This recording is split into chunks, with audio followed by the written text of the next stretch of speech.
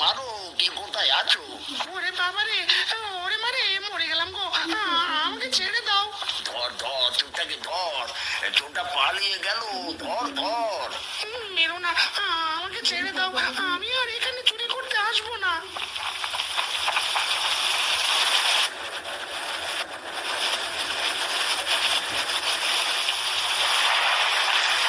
আরে বাহ, কি সুন্দর একটা পাখি। তোমার কি খিদে পেয়েছে? মাছ খাবে, ছোট মাছ? হ্যাঁ খাবো, আমাকে ছোট মাছ খেতে দাও। আমি যে মাছ ধরে খেতে পারি না। ও মা, তুমি দেখছি আমাদের মতো কথা বলতে পারো। হ্যাঁ, আমি মানুষের মতো কথা বলতে পারি। আমাকে মাছ খেতে দাও।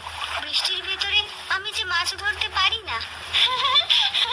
ঠিক আছে, আমি তোমাকে কিছু ছোট মাছ খেতে দিচ্ছি। আজ বাবা অনেক মাছ ধরেছে, সেখান থেকেই দিচ্ছি।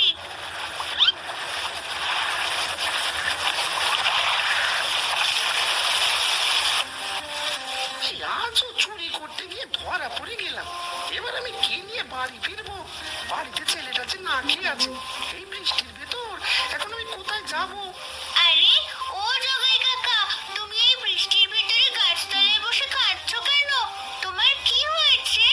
আর বলিস না টুম্পা, বৃষ্টির ভেতরে কোথাও একটা কাজ খুঁজে পাচ্ছি না, তাই চুরি করতে গিয়েছিলাম। কিন্তু যখনই চুরি করতে যাই তখনই ধরা পড়ে যায়। ওইদিকে ছেলেটা দুদিন ধরে না খেয়ে আছে। এসব কি বলছো জগাই কাকা? তোমার অবস্থা তো দেখছি খুবই করুণ।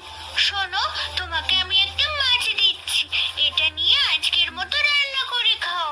একটা মাছ দিয়ে আজ নয় চললাম, কিন্তু কাল কি হবে? কাল কি খাবো? আপাতত তুমি একটা ইলিশ মাছ নিয়ে যাও, বাকিটা আমি দেখছি।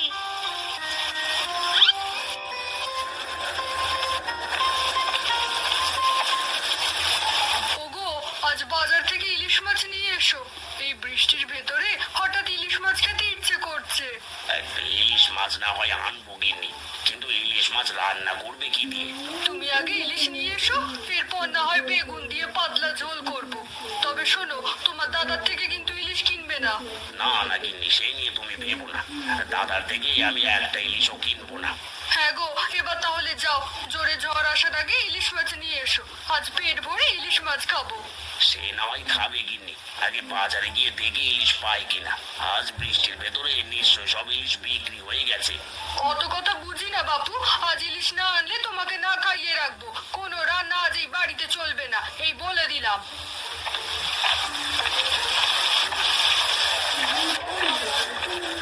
এবারে ও রতন, তোর কাছে ইলিশ মাছ কিনতে এলাম, আছে নাকি টাটকা ইলিশ? হ্যাঁ খুড়ো, ইলিশ তো আছে, তবে আর একটু পর এলে কিন্তু কিছুই পেতে না, সব ইলিশ বিক্রি হয়ে যাচ্ছে। আজ খুব বৃষ্টি তো, তাই সবাই ইলিশ কিনছে। আর দে রতন, আমাকে বড় দেখে দুটো ইলিশ দে তো, তোর ঠাকুমাকে বলবো আজ ইলিশ খিচুড়ি রান্না করতে। ইলিশ খিচুড়ি খাবে খুড়ো? তাহলে তোমাকে ডিমওয়ালা ইলিশ দিচ্ছি। দাঁড়াও, আজ অনেক ডিমওয়ালা ইলিশ পেয়েছি। হ্যাঁ রে, দে তাহলে ডিমওয়ালা ইলিশ। এই রে, মাছ তো সব বিক্রি হয়ে গেল, এখন তাহলে কি করি? বাড়িতে মাছগুলো পাঠানো একদমই ঠিক হয়নি। না, বুড়োকে দুটো ইলিশ দিয়ে আগে বিদেয় করি।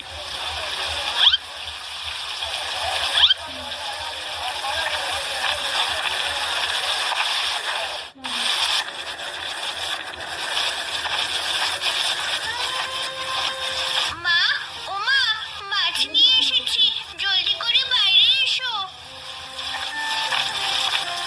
হ্যাঁ রে টুম্পা, আজ বাড়িতে এত মাছ নিয়ে এলি কেন? তোর বাবা বাজারে বিক্রি করতে পারেনি বুঝি? না গো মা, আজ বাবা অনেক মাছ ধরেছে, এত মাছ তো আর বিক্রি করতে পারবে না, তাই এগুলো আমাকে দিয়েছে। ও মা, এখানে দেখছি বড় বড় ইলিশ মাছও আছে, কিন্তু এত ইলিশ মাছ নিজেরা খাবো কি করে? তুই বরং তোর কাকিমাকে কিছু দিয়ে আয়। কিন্তু কাকিমা ইলিশ মাছ না নিলে কি করবো মা? আর চারিদিকে বৃষ্টি হচ্ছে, এই বৃষ্টির ভেতরে ইলিশ মাছ তো সোনায় সোহাগা, না নিয়ে পারবে না। তুই এখন এই দুটো ইলিশ মাছ দিয়ে আয় টুম্পা। ঠিক আছে মা, আমি কাকিমার বাড়িতে যাচ্ছি, তুমি ততক্ষণে আমার জন্য কয়েকটা ইলিশ মাছ ভেজে রাখো, আজ ইলিশ ভাজা খাবো। ঠিক আছে, আমি ইলিশ মাছ ভাজছি, তুই এবার যা।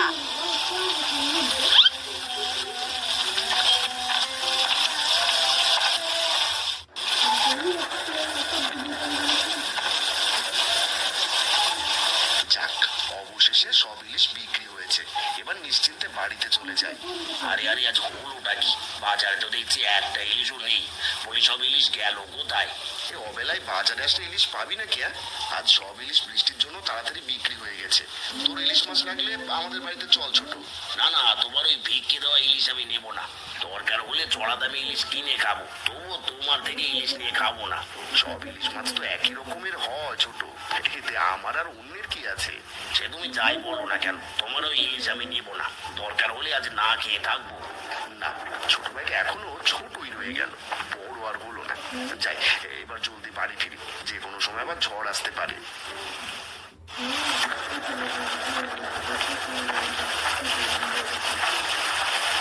কাকিমা, আরে ও কাকিমা, তোমার জন্য মা ইলিশ মাছ পাঠিয়েছে, জলদি এসে নিয়ে যাও। কেন রে টুম্পা, আমরা কি গরিব নাকি তোদের বিক্রি করা ইলিশ মাছ নেব? যা, তোদের ইলিশ মাছ তোরাই নিয়ে যা, ওই ইলিশ মাছ আমরা একদম নেব না। না না কাকিমা, মা তো ওভাবে বলেনি। মা বলেছে